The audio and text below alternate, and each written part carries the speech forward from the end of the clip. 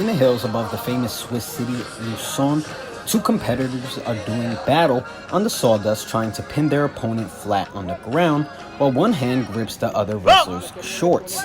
It's a part of a centuries-old tradition called Schwingen, or traditional Swiss wrestling. The sport has been preserved over time by men as the ultimate test to see who's alpha among alpine men. But now it's women who are muscling their way into the homegrown sport. It's very anchored in the traditions, and it's a man's world, there's no doubt about it. But there's no reason that women can't participate in it, and that the men can't help them to promote their part of this, well, that sport. Schwingen pits two wrestlers in baggy clothing against each other. To win, they must pin their opponent's shoulder blades to the ground in sawdust, with one keeping one hand gripped on the other's shorts.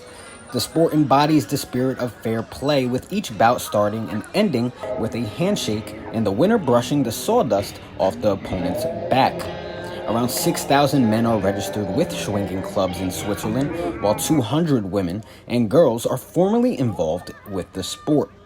Some say a women's revolution is only inevitable.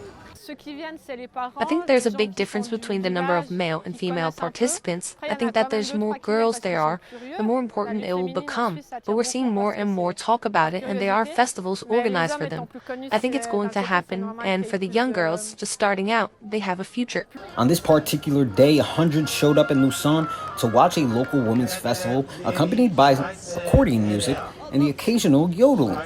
Schwingen may be little known outside Switzerland, but tournaments are shown live on Swiss TV, and top wrestlers are celebrities. The national festival takes place every 3 years and draws crowds of more than 50,000 people, with the winner crowned the king of Schwingers. Prizes are old school, the top one for the men typically being a bull. At Lucerne, the women's champion, 26-year-old nurse Isabel Egli, won a pregnant heifer. It's a victory some say will only inspire younger generations. As the girls start to see that there are other girls doing wrestling, they dare more. For example, when our daughter Angeline started out, she was the only one in the club.